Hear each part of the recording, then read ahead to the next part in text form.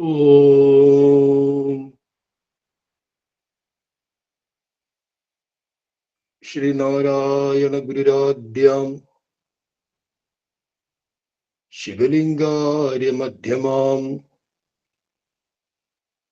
ശ്രീബോധാനന്ദ സംസരന്തം അസ്മദാചാര്യപര്യന്താം ശിഷ്യസംഘാന്വിതാം ശുഭാം ഗുരുചൈതന്യസമന്വിതാം ദിവ്യാം ജ്ഞാനപ്രവാഹിനീം വന്ദേ താം ചേതനാം പുനഃ. ഓം ഹംസാഭ്യാം പരിവൃത്തപത്രകമലേ ദിവ്യേ ജഗത്കാരണം വിശ്വോത്കീർണമനേകദേഹനിലയം സ്വച്ഛന്ദമാനന്തകം ആദ്യന്തേകമഖണ്ഡചിദ്ഗണരസം പൂർണ്ണം ഹ്യനന്തം ശുഭം പ്രത്യക്ഷാക്ഷരവിഗ്രഹം ഗുരുപദം ധ്യായേത് വിഭും ശാശ്വതം. ഓം ശ്രീനാരായണ പരമഗുരവേ നമഃ.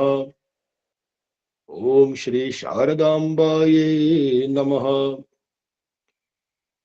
എല്ലാ സജ്ജനങ്ങൾക്കും ഹാർദമായ സ്വാഗതം, നമസ്കാരം. ശ്രീനാരായണ ചൈതന്യ സ്വാമികൾ രചിച്ച അഷ്ടോത്തര ശതനാമാവലിയായ ഗുരുപുഷ്പാഞ്ജലി മന്ത്രങ്ങളാണ് നമ്മൾ മനനം ചെയ്തുകൊണ്ടിരിക്കുന്നത്. ഓം ശ്രീനാരായണ പരമഗുരവേ നമഃ. ഓം സംസാരതാപശമനായ നമഃ. ഓം മനുഷ്യവിഗ്രഹായ നമഃ. ഓം സത്വഗുണോത്തമായ നമഃ. ഓം പ്രഹൃഷ്ടാത്മനേ നമഃ. ഓം വീതരാഗഭയക്രോധശോകമോഹമാനസായ നമഃ. ഓം അവ്യയായ നമഃ. ഓം നിർമ്മലായ നമഃ. ഓം നിഗമാന്തജ്ഞായ നമഃ. സത്വഗുണോത്തമായ അതേപോലെ പ്രഹൃഷ്ടാത്മനെ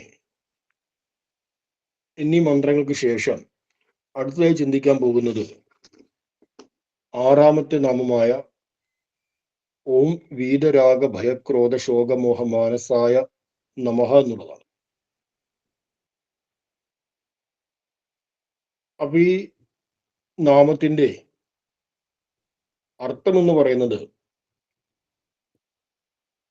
വീതരാഗ ഭയക്രോധ ശോകമോഹ മാനസനായ ഗുരുവിനായിക്കൊണ്ട് നമസ്കാരം എന്നാണ്. അതിന് തുടക്കത്തിൽ വീത എന്നുള്ളൊരു വാക്ക് നമുക്ക് കാണാം. വീത എന്ന് പറഞ്ഞു കഴിഞ്ഞാൽ ശൂന്യമായി അല്ലെങ്കിൽ മുക്തമായി, കഴിഞ്ഞുപോയി, അങ്ങനെ ഒരുപാട് അർത്ഥമുണ്ട്. ശൂന്യമായി എടുക്കാം, അല്ലെങ്കിൽ മുക്തമായി എടുക്കാം. ഇപ്പൊ രാഗ ഭയക്രോധ ശോകമോഹ മാനസങ്ങളിൽ രാഗഭയക്രോധ ശോകമോഹങ്ങളിൽ മുക്തമായ മനസ്സ് ആർക്കുണ്ടോ അവർ ആരാണ്? വീതരാഗ ഭയക്രോധ ശോക മോഹ മാനസൻ എന്നറിയപ്പെടും. ഇതൊരു സമസ്ത പദമാണ്. അതില് പല പല പദങ്ങൾ ഒരുമിച്ച് ചേർത്ത് ഒറ്റ പദമാക്കി മാറ്റിയിരിക്കുന്നു. അതിന് മലയാളം ചിന്തിക്കുകയാണെങ്കിൽ രാഗഭയക്രോധ ശോകമോഹങ്ങളിൽ മുക്തമായ മനസ്സാർക്കുണ്ടോ, അങ്ങനെ മുക്തമായ മനസ്സുള്ളവരെ പറയുന്ന പേരെന്താണ്? വീതരാഗ ഭയക്രോധ ശോകമോഹ മാനസൻ എന്ന് പറയും. അപ്പൊ ഈ പേര് സന്യാസിമാർക്കിടയിൽ വളരെ പ്രസിദ്ധമാണ്. അതായത് ഈ വീതരാഗ എന്നൊക്കെ പറയുന്ന സന്യാസിമാർക്ക് പേരുണ്ട്. വീതരാഗാനന്ദ, അല്ലെങ്കിൽ വീത ശോകാനന്ദ. ശോകാനന്ദ ശോകത്തിൽ സന്തോഷിക്കുന്നു എന്നല്ല അർത്ഥം, മറിച്ച് വീത ശോകാനന്ദ, സന്തോഷത്തിൽ മുക്തമായതിൽ സന്തോഷിക്കുന്നു. അങ്ങനെ ഇത്തരം പദങ്ങൾ ചേർത്ത് സന്യാസിമാരുടെ പേര് നമുക്ക് ഒരുപാട് കാണാൻ സാധിക്കും. അപ്പൊ അതൊരു പ്രസിദ്ധമായൊരു പദാവലിയാണ്. അപ്പൊ ഇതിന്റെ അർത്ഥചിന്തനത്തിന് വേണ്ടിയിട്ട് നമുക്കൊരു ചെറിയ ചെറിയ വാചകങ്ങളാക്കി മാറ്റിക്കഴിഞ്ഞാൽ വീതരാഗം, വീതഭയം, അതുപോലെ വീതക്രോധം, വീതശോകം, വീതമോഹം എന്നിങ്ങനെ ഒരു 5 ചെറിയ പദങ്ങൾ കിട്ടും.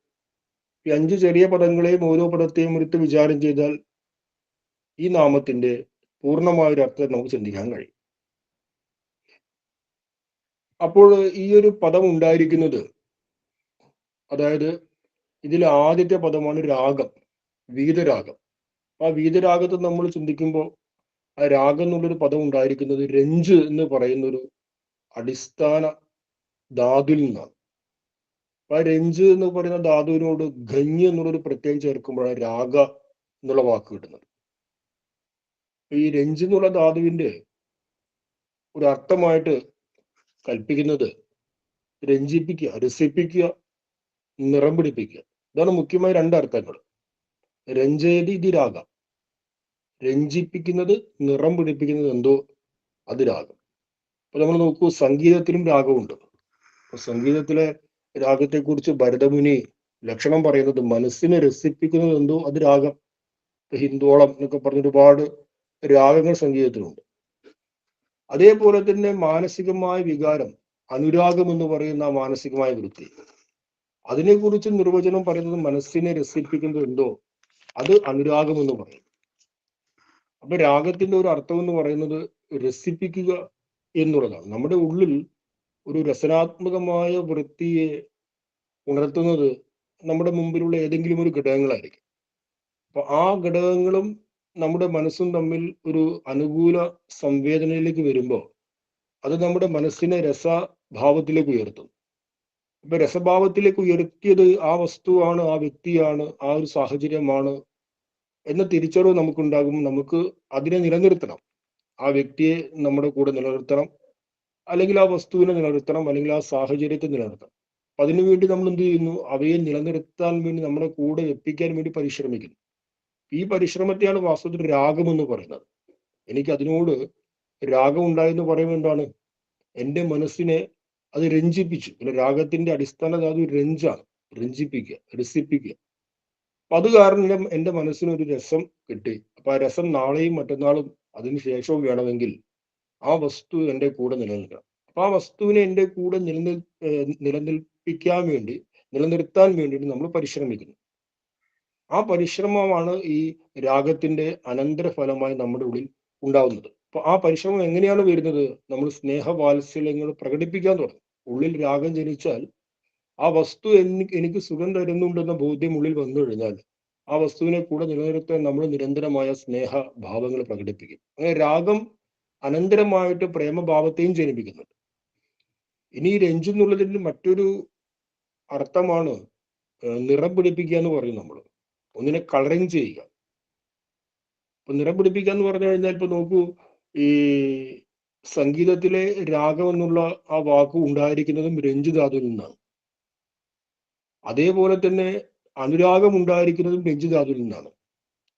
ഇനി ചുവപ്പ് കളർ എന്ന് പറയുന്ന ആ വർണ്ണത്തിന്റെ സംസ്കൃത പേര് രക്തം എന്നാണ്, രക്തവർണ്ണം എന്ന് പറയും. ഈ രക്തം എന്നുള്ള വാക്കുണ്ടായിരിക്കുന്നതും രഞ്ജിൽ നിന്നാണ്. രഞ്ജ് എന്നുള്ള ധാതുവിൽ നിന്നാണ് രക്തം എന്നുള്ള വാക്കുണ്ടായിരിക്കുന്നത്. അപ്പൊ നിറം പിടിപ്പിക്കുക എന്നുള്ള അർത്ഥവും ഇതിനുണ്ട്. ഒന്നിനെ കളറിങ് ചെയ്യുക. അപ്പൊ എങ്ങനെയാണ് നമ്മൾ ഒന്നിനെ നിറം പിടിപ്പിക്കുന്നത്? നോക്കൂ, നിറം പിടിപ്പിക്കുന്ന പറഞ്ഞു കഴിഞ്ഞാൽ നമുക്ക് ഒരു വ്യക്തിയോട് അല്ലെങ്കിൽ ഒരു വസ്തുവിനോട്, ഒരു സാഹചര്യത്തോട്, ആ സാഹചര്യമോ വസ്തുവോ വ്യക്തിയോ നമ്മുടെ ഉള്ളിൽ ഒരു അനുഭൂതിയെ ജനിപ്പിക്കുമ്പോഴാണ്, ഒരു രസാനുഭൂതിയെ ജനിപ്പിക്കുമ്പോഴാണ് നമുക്ക് അതിനോട് ഒരു അറ്റാച്ച്മെന്റ് വരുന്നത്. വാസ്തവത്തിൽ നമ്മുടെ ഉള്ളിൽ അത് ജനിപ്പിച്ച രസാനുഭൂതി ഒരു നിറം പിടിപ്പിക്കലിന്റെ അനന്തരഫലമായിട്ട് വരുന്നതാണ്. കാരണം ആ വസ്തുവിന്റെ, ആ വ്യക്തിയുടെ ഒരു യഥാർത്ഥ ഭാവം, യഥാർത്ഥ സ്വരൂപം, ആ യഥാർത്ഥത്തെ മറച്ചുകൊണ്ട്, കവറിങ് ചെയ്തുകൊണ്ട് നമ്മൾ ഒരു വെള്ള പൂശുന്നു. നമ്മുടെ മനസ്സ് ഒരു കളറിങ് നടത്തുന്നു. നമ്മുടെ മനസ്സ് നടത്തിയ കളറിങ്ങിൽ നിന്നാണ് നമുക്ക് രസാനുഭൂതി കിട്ടുന്നത്. ചിന്തിച്ചു കഴിഞ്ഞാൽ ഒരു വ്യക്തി, ആ വ്യക്തി വളരെ മോശമായ ഒരു സ്വഭാവക്കാരനാണെന്ന് കരുതുക. പക്ഷെ ഏതെങ്കിലും ഒരു ഹേതുവിന്റെ ഫലമായി, എന്തെങ്കിലും ഒരു കാരണത്തിന്റെ ഫലമായി നമുക്ക് ആ വ്യക്തിയോടൊരു പ്രേമവൃത്തി ഉത്പന്നമായി. പക്ഷെ ആ വ്യക്തി വ്യക്തിഗതമായിട്ടൊരു സ്വഭാവ ദൂഷ്യമുള്ള ആളാണ്. പക്ഷെ നമ്മൾ ആ സ്വഭാവ ദൂഷ്യത്തെ കാണുന്നില്ല. എന്തുകൊണ്ട്? നമ്മുടെ ഉള്ളിൽ ഉത്പന്നമായ പ്രേമവൃത്തി നമ്മുടെ കണ്ണിനെ മറച്ചിരിക്കുകയാണ് വസ്തുതയെ കാണുന്നതിൽ നിന്ന്. നമ്മളുടനെ നമ്മുടെ അന്ധഃകരണം ആ വ്യക്തിയുടെ വ്യക്തിത്വത്തിനെ മുകളിൽ നമ്മുടേതായ ഒരു നിറം പിടിപ്പിക്കും.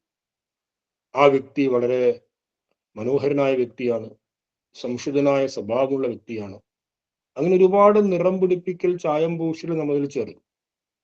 പിന്നീട് നമ്മൾ നോക്കുമ്പോൾ, നമ്മുടെ കണ്ണ് നോക്കുമ്പം ആ ചായം പൂശലാണ് കാണുന്നത്. നമ്മുടെ തന്നെ അന്ധകരണം നടത്തിയ പെയിന്റിംഗ് ആണ് നമ്മുടെ കണ്ണ് കാണുന്നത്. കണ്ണിനൊരു വിശേഷതയുണ്ട്. കണ്ണ് പുറമെ എന്താണോ, മനസ്സ് എങ്ങനെയാണോ ഒന്നിനെ കൽപ്പിച്ചത്, അതേപോലെ കണ്ണിന് കാണാൻ പറ്റും. ഇന്ദ്രിയങ്ങൾക്ക് സ്വയം ഒന്നിനെ പരിഷ്കരിച്ചോ പരിവർത്തനപ്പെടുത്തിയോ കാണാൻ സാധിക്കില്ല. മനസ്സ് അതിനെ അങ്ങനെ കൽപ്പിച്ചു, അപ്പോൾ ആ രീതിയിൽ കാണുന്നു. മനസ്സതിനെ അങ്ങനെ കൽപ്പിച്ചു, ആ രീതിയിൽ കേൾക്കുന്നു. അല്ലാതെ സ്വന്തം നിലയ്ക്ക് ഒരു വസ്തു എങ്ങനെയാണോ ആ വസ്തുവിനെ അപ്രകാരം സ്വീകരിക്കാൻ ഇന്ദ്രിയങ്ങൾക്ക് കഴിവില്ല. അപ്രകാരം സ്വീകരിക്കാൻ കഴിവുണ്ടെങ്കിൽ നമ്മൾ പ്രസിദ്ധങ്ങളായ ഉദാഹരണങ്ങൾ, രാത്രിയിൽ ഒരു കയറിൽ പാമ്പിനെ കാണാൻ പാടില്ലായിരുന്നു, അതേപോലെ മരുഭൂമിയിൽ ജലത്തെ കാണാൻ പാടില്ലായിരുന്നു. കാരണം എന്താണ്? മനസ്സ് കൽപ്പിച്ച കാഴ്ചയാണ് ഇന്ദ്രിയങ്ങൾ കാണുന്നത്. അപ്പൊ നേരെ മനസ്സ് ആദ്യം ഒരു ബക്കറ്റിൽ പെയിന്റും ബ്രഷുമായിട്ട് നേരെ പുറത്തേക്ക് ഇറങ്ങും. പുറത്തേക്ക് ഇറങ്ങിയിട്ട് ആ വ്യക്തിയെ വെള്ളപൂശാൻ തുടങ്ങും, അല്ലെങ്കിൽ ആ സിദ്ധാന്തത്തെ വെള്ളപൂശാൻ തുടങ്ങും. ഒരു വ്യക്തി കൊടൂരമായ കുറ്റം ചെയ്തു കഴിഞ്ഞാലും അവനെ മഹാനാക്കി മാറ്റും. എന്നിട്ട് തിരിച്ച് ആ ബക്കറ്റും പെയിന്റും ബ്രഷും ഒക്കെ ആയിട്ട് മനസ്സ് തിരിച്ച് വീണ്ടും സ്വസ്ഥാനത്തേക്ക് വന്ന് കുടിയിരിക്കും. കണ്ണു തുറന്ന് നോക്കുമ്പോൾ, കാതു തുറന്ന് കേൾക്കുമ്പോൾ, അല്ലെങ്കിൽ ഗന്ധമെടുക്കുമ്പോൾ, സ്പർശിക്കുമ്പോൾ നമുക്ക് എന്താണ് അനുഭവപ്പെടുന്നത്? മനസ്സ് നേരത്തെ പുറത്തിറങ്ങി അടിച്ച പെയിന്റിങ്ങിന് അനുഭവപ്പെടുന്നത്. അപ്പൊ ആ പെയിന്റിംഗ് ആണ് പിന്നീട് നമ്മുടെ ഉള്ളിൽ ഒരു മിഥ്യാ ഭ്രമത്തെ ഉണ്ടാക്കുന്നത്. ഇവൻ കൊള്ളാം, ഇവൾ കൊള്ളാം, ഇത് കൊള്ളാം കേട്ടോ. ആ ഭ്രമത്തിന്റെ ഫലമായി രാഗം ഉത്പന്നമായി, അല്ലെങ്കിൽ ആ ഭ്രമത്തെ രാഗമെന്ന് പറയുന്നു. ആ രാഗത്തിന്റെ ഫലമായി ആ വ്യക്തിയോട്, വസ്തുവിനോട്, സാഹചര്യത്തോട് കൂടുതൽ നമ്മൾ അടുക്കുന്നു, ഇടപഴകുന്നു. അപ്പൊ ഒരിക്കലും എന്ത് സംഭവിക്കുന്നു? ഒരിക്കല് ഈ നിറം പിടിപ്പിച്ച ആ ലെയർ, അത് എന്തെങ്കിലും കാരണവശാൽ അത് പൊട്ടുന്നു, അത് ഇല്ലാതാകുന്നു. അത് ഇല്ലാതായി കഴിഞ്ഞാൽ, പൊട്ടിക്കഴിഞ്ഞാൽ നമുക്ക് മനസ്സിലാക്കാൻ കഴിയും ഈ വസ്തുവിന്റെ, വ്യക്തിയുടെ യഥാർത്ഥ സ്വരൂപം. അപ്പൊ നമുക്ക് ആകെ അസ്വസ്ഥമാകും, അല്ലെങ്കിൽ നമ്മൾ അവരിൽ നിന്ന് അകലും. അതുകൊണ്ട് ഒന്നിനെ നിറം പിടിപ്പിക്കാതെ വസ്തു മാത്രപരമായി നോക്കിക്കാണുക എന്നുള്ള അവസ്ഥയാണ് എന്തു പറയുന്നത്? വിരാഗം എന്ന് പറയുന്നത്. വീതഹ രാഗ ഇതി വിരാഗം. വിരാഗത്തിനെയാണ് വൈരാഗ്യം എന്നും പറയുന്നത്. നമ്മുടെ ദർശനശാസ്ത്രങ്ങളിൽ, നമ്മുടെ കൃതികളിൽ നമ്മൾ കേൾക്കുന്ന വാക്കാണ് വൈരാഗ്യം. ആത്മീയമായ കൃതികളിൽ മലയാളത്തില് വൈരാഗ്യം എന്ന് പറയുമ്പോൾ വിദ്വേഷമാണ്. എനിക്ക് അവരോട് വിദ്വേഷം ഉണ്ടായി. എന്നാൽ ആത്മീയ തലത്തിൽ വൈരാഗ്യം എന്താണ്? വിഗതഹ രാഗ എന്ന് പറയുന്നത് വീതരാഗ. വീതരാഗ ഭയക്രോധ ശോക മോഹ മാനസായ എന്നുള്ളതിൽ വീതരാഗയെ കുറിച്ച് ചിന്തിക്കാനാണ് നമ്മൾ ആദ്യം രാഗം എന്താണെന്ന് മനസ്സിലാക്കിയത്. അപ്പൊ രാഗം നമ്മൾ മനസ്സിലാക്കി, നിറം പിടിപ്പിച്ച് ആ നിറത്തിൽ നിന്ന് നമുക്ക് അനുകൂലമായ വൃത്തി അനുഭവപ്പെടുന്നു. ആ നിറം പൊട്ടിക്കഴിഞ്ഞാൽ ആ രാഗം നേരെ മാറി ദ്വേഷമായിട്ട് മാറും. അതുകൊണ്ട് രാഗത്തിന്റെ ഒരു ബൈ പ്രൊഡക്റ്റ് ആണ് ദ്വേഷം എന്നുള്ളത്. രാഗദ്വേഷങ്ങൾ എന്ന് പറയും. അപ്പം വീതരാഗനായ ഒരു വ്യക്തിയുടെ ദൃഷ്ടി എപ്പോഴും എങ്ങനെയായിരിക്കും? നിറം പിടിപ്പിക്കാത്ത ദൃഷ്ടിയായിരിക്കും. ആ വ്യക്തി ഒരു വസ്തു, ഒരാള് സ്വഭാവതയാ അല്ലെങ്കിൽ സ്വരൂപതയാ ദേഷ്യമുള്ള ആളാണെങ്കിൽ അയാളെ ദേഷ്യക്കാരനായിട്ട് തന്നെ മനസ്സിലാക്കും. ഒരാൾ സ്വരൂപതയാ സ്വഭാവതയാ ചതിയനാണെങ്കിൽ ഇവനൊരു ചതിയനാണെന്ന് മനസ്സിലാക്കി അവരോട് ഇടപെടുന്നു. ചതിയന്മാരോടും കള്ളന്മാരോടും കൊള്ളക്കാരോടും അത് അവരുടെ സ്വഭാവ സംസ്കാരങ്ങൾ. പക്ഷെ നമുക്ക് അവരോട് മാന്യമായിട്ട് മര്യാദയോടുകൂടിയും ഇടപെടുന്നതിൽ യാതൊരു കുഴപ്പമില്ല. പക്ഷെ അവനൊരു ചതിയനാണ്, അവന് ഒരു സ്വഭാവ ദൂഷ്യമുള്ള വ്യക്തിയാണ്, അവൻ പുറമേ പലതും കാണിക്കുമെങ്കിൽ ഉള്ളിൽ എനിക്കിട്ട് പണിതിരുന്ന ആളാണ് എന്ന് സ്വരൂപതയാ വ്യക്തമായി അതിനെ മനസ്സിലാക്കി അങ്ങനെ അതിനോട് ഇടപെടുന്നു. ഈ അവസ്ഥയാണ് വിരാഗം, രാഗമില്ലാത്ത അവസ്ഥ എന്ന് പറയുന്നത്. ഇത്രയും നമ്മൾ ചിന്തിച്ചാൽ മതി. പെയിന്റിംഗ് ഇല്ലാതെ, അതിന്റെ ഉള്ളിലെ, അതായത് കവറിങ് ഇല്ലാതെ അതിന്റെ ഉള്ളിൽ എന്താണോ ഉള്ളത് ആ ഭാവത്തിൽ അതിനെ കാണും. ഇനി വൈരാഗ്യത്തിന് മറ്റൊരു നിർവചനം കൂടി ആചാര്യന്മാർ പറഞ്ഞിട്ടുണ്ട്. അത് തത്വബോധം എന്ന ഗ്രന്ഥത്തില് ആചാര്യസ്വാമികൾ വൈരാഗ്യത്തിന് ലക്ഷണമായിട്ട് പറയുന്നത് ഇഹ സ്വർഗഭോഗേഷു ഇച്ഛാരാഹിത്യം വൈരാഗ്യം എന്നാണ്. വൈരാഗ്യം എന്ന് പറഞ്ഞാൽ ഇഹ എന്ന് പറയുന്നത് ഇവിടെ ഈ കാണപ്പെടുന്ന ഈ അസ്മിൻ ലോകെ, ഈ ലോകത്തില്, അതേപോലെ തന്നെ ഇനി പാരത്രികമായിട്ട് മറ്റൊരു ലോകമുണ്ടെങ്കിൽ അവിടെയും, ഇവിടെയും അവിടെയും, ഇവിടെയും അവിടെയും ലഭിക്കുന്ന ഭോഗഫലങ്ങൾ, ആ ഭോഗഫലങ്ങളോടുള്ള ഇച്ഛാരാഹിത്യമാണ് വൈരാഗ്യം എന്ന് പറയുന്നത്. നമ്മൾ ശ്രദ്ധിക്കേണ്ടത് ഭോഗങ്ങളോടുള്ള ഇച്ഛാരാഹിത്യമല്ല. അസ്മിൻ, അതേപോലെ പാരത്രികമായ ലോകം, ഇവിടെയും അവിടെയുമുള്ള ലോകത്ത് ഒരു മനുഷ്യൻ അല്ലെങ്കിൽ മനുഷ്യ സമൂഹം ഒരുപാട് ഭോഗങ്ങളെ അനുഭവിക്കുന്നു. ഈ ഭോഗങ്ങളെല്ലാം വളരെ മോശമാണ്, ഇത് തെറ്റാണെന്ന് ആരും പറയുന്നില്ല. പക്ഷേ ആ ഭോഗങ്ങളെ അനുഭവിക്കണം, ആ ഫലത്തെ അനുഭവിക്കണം എന്നുള്ള ഇച്ഛയുണ്ട്. ആ ഇച്ഛാരാഹിത്യത്തെ ഇല്ലാതാക്കുക എന്നുള്ളതിനെയാണ് വൈരാഗ്യം എന്ന് പറയുന്നത്. വൈരാഗ്യം എന്നുള്ളത് സാമാന്യമായ ജനങ്ങൾക്ക് സ്വീകരിക്കുന്ന വലിയൊരു ഗുണമാണ്. സാമാന്യ ജനങ്ങൾക്ക് സ്വീകരിക്കാൻ കഴിയുന്ന ഗുണമാണ് വൈരാഗ്യം. ആ വൈരാഗ്യത്തിൽ ഒരു ആധ്യാത്മികമായ ഒരു സങ്കല്പത്തെ നമ്മൾ കലർത്തി കഴിഞ്ഞാൽ ആത്മീയമായി മുന്നേറാൻ സാധിക്കും. വൈരാഗ്യം എങ്ങനെയാണ് സാമാന്യ ജനങ്ങൾക്ക് ഉപകാരപ്പെടുക? കാരണം സാമാന്യ ജനങ്ങൾ ഈ ലോകത്ത്, വ്യാവഹാരിക ലോകത്ത് കഴിയുന്നു. ഈ വൈരാഗ്യം എന്നുള്ള ഭാവം അവരിൽ ജനിച്ചു കഴിഞ്ഞാൽ അത് അവരുടെ വ്യക്തിഗതമായ ജീവിതത്തിന്, സാമുദായിക കുടുംബ ജീവിതത്തിന്, അല്ലെങ്കിൽ സോഷ്യൽ ലൈഫിന്, ഒരു സമൂഹത്തിൽ ജീവിക്കുന്നു, അത്തരത്തിലുള്ള ജീവിതത്തിൽ ഒരുപാട് പ്രയാസങ്ങൾ കൊണ്ടുവരില്ലേ എന്ന ചിന്ത വരാം.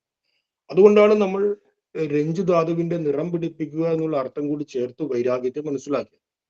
അതായത് ഏതൊന്നിനെയും അതിന്റെ സ്വഭാവം എന്താണെന്ന് ഉള്ളിൽ നന്നായിട്ട് മനസ്സിലാക്കി വിലയിരുത്തിയിട്ട് വേണം അതിന് നമ്മൾ സ്നേഹിക്കാൻ, അതിനോട് ഇടപെടാൻ, അതിനോട് അറ്റാച്ച്ഡ് ആകാൻ. അല്ലാതെ ഭാവിയിൽ അയ്യോ ഞാൻ ഇത്രയും കാലം ഇയാളെ ഇങ്ങനെയാണോ കരുതിയത്, ഇത്രയും കാലം ഞാൻ കരുതി ഇയാൾ വലിയൊരു വേദാന്തിയാണ്, വലിയൊരു സന്യാസിയാണ്, ഗുരുകൃതികളൊക്കെ എടുക്കുന്ന വലിയൊരു ആചാര്യനാണ്, ഇത്രയും കാലം കരുതി ഇയാളോട് ബഹുമാനം കാണിച്ച് സ്നേഹിച്ചു, ആദരവ് കൊടുത്തു, ഇപ്പോഴെല്ലാം മനസ്സിലാതെ ഇയാൾ തനി സ്വഭാവം. അപ്പൊ അങ്ങനെ നമുക്ക് ആ നിമിഷം നമ്മുടെ ഉള്ളിൽ വലിയ ഒരു നിരാശ. അപ്പൊ ആ നിരാശ ഇല്ലാതിരിക്കാൻ വേണ്ടി ആദ്യമേ ഈ വ്യക്തി ഇങ്ങനെയാണ്, ഈ വസ്തു ഇങ്ങനെയാണ്, ഈ സാഹചര്യം ഇങ്ങനെയാണ് എന്ന് വ്യക്തമായിട്ട് തിരിച്ചറിഞ്ഞ് അതിനോട് ഇടപെട്ട് കഴിഞ്ഞാൽ ഒരിക്കലും നമുക്ക് നിരാശ വരില്ല. അപ്പൊ വൈരാഗ്യത്തിന്റെ ഈ ഒരു അർത്ഥത്തെ സാമാന്യ ജനങ്ങൾക്ക് സ്വീകരിക്കാം. അതേപോലെ ഇഹസ്വർഗഭോഗേഷു ഇച്ഛാരാഹിത്യം എന്ന് പറയുന്ന ഉന്നതമായ അവസ്ഥയെ ആധ്യാത്മികമായി ഒരു ലക്ഷ്യത്തെ മുൻനിർത്തി ജീവിക്കുന്ന ആളുകൾക്കും സ്വീകരിക്കാം. ഇങ്ങനെയാണ് വീതരാഗം എന്ന് പറയുന്ന ആ ആദ്യ വാക്കിന്റെ ഒരു ചെറു നിർവചനം. ഈ വീതരാഗം എന്നത് നമുക്ക് ഗുരുവിന്റെ ജീവിതത്തിൽ നിരീക്ഷിച്ചാൽ ഗുരു വീതരാഗം മൂർത്തിയാണ്, അതായത് വൈരാഗ്യമൂർത്തിയാണ് ഗുരു. മഹാദേവനെ, പരമശിവനെ വൈരാഗ്യമൂർത്തി എന്ന് പറയുന്നു. ആ വൈരാഗ്യത്തിന്റെ സിമ്പിളായി ശ്മശാനത്തിൽ അവിടെ നിന്ന് ശ്മശാന ഭസ്മം ദേഹമാസകലം പൂശി ആ ഒരു ശ്മശാന ഭാവത്തിലിരിക്കുന്നു. അത് വൈരാഗ്യത്തിന് ഏറ്റവും എക്സ്ട്രീമായ ഒരു തലമാണ്. അതുപോലെ ഗുരുവും വൈരാഗ്യ മൂർത്തിയാണ്. അപ്പൊ നമുക്ക് ഗുരുവിന്റെ ബാല്യകാലം കഴിഞ്ഞ് ഗുരുവിന്റെ ജീവിതത്തിൽ സാന്ദർഭികമായിട്ട് ഒരു വിവാഹകർമ്മം നടന്നു. അത് നമുക്ക് എല്ലാവർക്കും അറിയാം. അതൊരു ഔപചാരികമായിട്ട് മാത്രം നടന്നൊരു സംഭവമാണ്. ഗുരുവിന്റെ സഹോദരിമാരൊക്കെ അന്നത്തെ സമ്പ്രദായം അനുസരിച്ച് പുടവ് കൊടുത്തൊരു സ്ത്രീയെ വീട്ടിലേക്ക് കൊണ്ടുവന്നു. കാളിയമ്മ എന്ന് പറയുന്ന സ്ത്രീ വീട്ടിൽ വന്നു. കുറെ കാലം ഗുരുവിന്റെ കൂടെ കുറച്ചു കാലം അവിടെ വർത്തിച്ചു. പക്ഷേ ഒരിക്കൽ പോലും സ്വാമി തൃപ്പാദങ്ങള് ഒരു ഭാര്യ എന്നുള്ള രീതിയിൽ ആ അമ്മയെ സമീപിച്ചിരുന്നില്ല. മാത്രമല്ല വ്യക്തമായിട്ട് പറയുകയും ചെയ്തു, ഓരോരുത്തർക്കും ഓരോ വഴിയുണ്ട് എന്ന് പറയുകയും ചെയ്തു. അതാണ് വൈരാഗ്യം. വൈരാഗ്യം എന്ന് പറഞ്ഞു കഴിഞ്ഞാൽ തൻ്റെ സ്വരൂപവും ആ അമ്മയുടെ സ്വരൂപവും ഗുരുവിന് വ്യക്തമായിട്ട് അറിയാമായിരുന്നു. ഗുരുവിനെ കുറിച്ച് വ്യക്തമായ ഒരു ബോധ്യമുണ്ടായിരുന്നു. സ്വാമി തൃപ്പാദങ്ങളുടെ ഈ ലോകത്തെ ജീവിതം ചില ഉദ്ദേശങ്ങൾക്ക് വേണ്ടി മാത്രമാണ് എന്ന് ഗുരുവിന് തന്നെ അറിയാമായിരുന്നു. മാത്രമല്ല ഒരു ഗൃഹസ്ഥൻ എന്ന് പറയുമ്പോൾ ആ ഗൃഹസ്ഥന്റെ ഏറ്റവും പ്രധാനപ്പെട്ട ഒരു ദൗത്യം സാന്നിധ്യമാണ്. തൻ്റെ വീട്ടിൽ തൻ്റെ ഭാര്യയുടെ, അമ്മയുടെ, കുടുംബത്തിന്റെ കൂടെ സാന്നിധ്യത്തെ ഉറപ്പുവരുത്തുക. ആ സാന്നിധ്യം ഏത് പ്രകാരത്തിലുമായാൽ മതി. ശാരീരികമായ സാന്നിധ്യം മാത്രമല്ല, മനസ്സുകൊണ്ടുള്ള സാന്നിധ്യം. ഇപ്പൊ പലരും ദൂര രാജ്യങ്ങളിൽ പോയി ജോലി എടുക്കുന്നു. അപ്പൊ ആ ജോലി, ആ കർമ്മം എന്താണ്? തന്റെ കുടുംബത്തിന്റെ സംരക്ഷണാർത്ഥമാണ്. അപ്പൊ ദൂരെ സ്ഥലത്താണെങ്കിൽ കൂടി ആ കുടുംബത്തിന് അദ്ദേഹത്തിന്റെ സാന്നിധ്യം അനുഭവപ്പെടുന്നു. ഞങ്ങളുടെ ഇടയിൽ ഞങ്ങളുടെ ഭർത്താവുണ്ട്, അല്ലെങ്കിൽ ചേട്ടനുണ്ട്, ഭാര്യയുണ്ട് എന്നുള്ള സാന്നിധ്യം കുടുംബക്കാർക്ക് അനുഭവപ്പെടും. കാരണം അവർക്ക് വേണ്ടിയാണ് കഷ്ടപ്പെടുന്നത്, അധ്വാനിക്കുന്നത്. അങ്ങനെ ശാരീരികവും മാനസികവുമായിട്ടുള്ള എല്ലാ പ്രകാരത്തിലുമുള്ള സാന്നിധ്യം നിത്യമായി കൊടുക്കുക എന്നുള്ളതാണ് ഒരു ഗൃഹസ്ഥാശ്രമിയുടെ ഏറ്റവും വലിയൊരു ധർമ്മം, തന്റെ കുടുംബത്തിന് വേണ്ടിയിട്ട്. അതേപോലെ തന്നെ തന്നിൽ നിക്ഷിപ്തമായ ധർമ്മങ്ങളെ, ഒരു ഗൃഹസ്ഥാശ്രമിയുടെ ധർമ്മങ്ങൾ എന്താണെന്ന് നമ്മൾ ശ്രീനാരായണ ധർമ്മത്തിൽ പഠിച്ചിട്ടുണ്ട്. ആ ധർമ്മങ്ങളെ യഥാകാലം നിർവഹിക്കുക എന്നുള്ളതും അനിവാര്യമായ കർത്തവ്യം. അപ്പോൾ സ്വാമി തൃപ്പാദങ്ങൾക്ക് അറിയാം ഇത് രണ്ടും തന്റെ ഡ്യൂട്ടി അല്ല, മറിച്ച് സാന്നിധ്യം, ശാരീരികമോ മാനസികമോ ആയിട്ട് സാന്നിധ്യം കൊടുക്കാൻ കഴിയില്ല. കാരണം ഒരു അവധൂത ഭാവത്തിലുള്ള ഒരു യോഗി എപ്പോഴും നിരന്തരം സഞ്ചരിക്കുന്നു. അനികേത സ്ഥിരമതി എന്ന് പറയുന്നു. സ്ഥിരമതി എന്ന് പറയുന്ന യോഗിയുടെ മറ്റൊരു പേരാണ്. ആ യോഗി എങ്ങനെയായിരിക്കും? അനികേതനായിരിക്കും. നികേതം എന്ന് പറഞ്ഞാൽ വീട്, അനികേതം എന്ന് പറഞ്ഞാൽ വീടില്ലാത്തവൻ. അപ്പൊ അനികേതാനന്ദ സ്വാമി, അനികേത് ചൈതന്യ എന്നൊക്കെ സന്യാസിമാരുടെ പേര് കാണാം. എന്താ അതിന്റെ അർത്ഥം? നികേതം, നികേതൻ എന്ന് പറഞ്ഞാൽ വീട്. അനികേതം, ആർക്കാണോ വീടില്ലാത്തത്. അപ്പൊ അനികേത സ്ഥിരമതി എന്ന് പറഞ്ഞാൽ സ്ഥിരമതിയെ സന്യാസിയുടെ അല്ലെങ്കിൽ യോഗിയുടെ മറ്റൊരു പേരിട്ട് പറയുന്ന സ്ഥിരമതി. സ്ഥിരമതിയായ ഒരു വ്യക്തിക്ക് സ്വന്തമായിട്ട് വീടുണ്ടായിരിക്കില്ല. അവന് ഇങ്ങനെ സഞ്ചരിച്ച് ഇങ്ങനെ കൊണ്ടേയിരിക്കും. ഇപ്പൊ ചില വീടിന്റെ പേരൊക്കെ ഞാൻ കണ്ടിട്ടുണ്ട്, അനികേത ഭവൻ എന്ന് പറയും. അനികേത ഭവൻ എന്ന് പറഞ്ഞാൽ വാസ്തവത്തിൽ രസകരമാണ്. കാരണം അനികേതം എന്ന് പറഞ്ഞാൽ ഭവനമില്ലാത്തതെന്നാണ്. നമ്മൾ ചില കുട്ടികൾക്ക് പേര് കൊടുക്കാറില്ല. അനാമിക, എന്താ മോളുടെ പേര്? അനാമിക. എന്താ പേരിനർത്ഥം? ആർക്കാണോ നാമമില്ലാത്തത് അവളാണ് അനാമിക. ഈ വിരലിന്റെ പേരും അനാമിക എന്നാണ്. പക്ഷെ അനാമിക എന്നുള്ള വാക്കിന്റെ അർത്ഥം ആർക്കാണോ നാമമില്ലാത്തത് അവൾ അനാമിക. പക്ഷെ കുട്ടിയുടെ പേരെന്താണ്? അനാമിക. അവർ സാന്ദർഭികമായിട്ട് പറഞ്ഞത് മാത്രമേ. അപ്പൊ സ്വാമി തൃപ്പാദങ്ങളുടെ സ്വരൂപത്തെ കുറിച്ച് വ്യക്തമായുള്ള ധാരണയുണ്ട്. അതുകൊണ്ട് യാതൊരു കളറിങ്ങും ചേർക്കാതെ തന്റെ ധർമ്മത്തെ തുറന്ന് വ്യക്തമായിട്ട് പറഞ്ഞു. നമുക്ക് ആ ഭാഗം നിരീക്ഷിക്കുമ്പോൾ നമ്മുടെ ഉള്ളിൽ കാളിയമ്മയോട് അല്പം ഒരു സഹാനുഭൂതി, അയ്യോ കഷ്ടം എന്നൊക്കെ തോന്നിയേക്കാം. പക്ഷെ അത് കേവലം ഒരു ഏറ്റവും ഒരു വ്യാവഹാരികമായ തലത്തിൽ മാത്രമാണ്. പക്ഷെ ഒന്നിനെ യഥാർത്ഥമായി വസ്തുമാത്രപരമായി ചിന്തിച്ചു കഴിഞ്ഞാൽ സ്വാമി തിരുപ്പാദങ്ങൾ ചെയ്ത ആ നടപടിയാണ് ഏറ്റവും ഉചിതം. അതുകൊണ്ട് കുഞ്ഞുനാൾ മുതലേ അത്തരം പല സന്ദർഭങ്ങളിലൂടെ ഗുരുവിൽ നിഹിതമായിരിക്കുന്ന വൈരാഗ്യത്തിന്റെ ഉഗ്രമായ ഭാവങ്ങളുടെ ചെറുതായ പ്രതിഫലനങ്ങൾ കാണിച്ചു തുടങ്ങിയിട്ടുണ്ട്.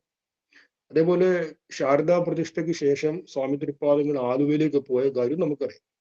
അതിനു മുമ്പ് ചില സന്ദർഭങ്ങളിൽ വാടാരത്തോപ്പ് എന്ന് പറയുന്ന ആ കെട്ടിടത്തിലേക്ക് ഒന്നിട്ട് തവണ വന്നിട്ടുണ്ട്.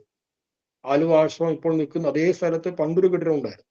ആലുവ ആശ്രമം ഏറ്റെടുക്കുന്നതിന് മുമ്പ്, അത് വാങ്ങിക്കുന്നതിന് മുമ്പേ തന്നെ സ്വാമി തിരുപ്പാദങ്ങൾ ചില സന്ദർഭവശാൽ ആലുവയിൽ വരികയും അതേ സ്ഥലത്ത് താമസിക്കുകയും ചെയ്തിട്ടുണ്ട്.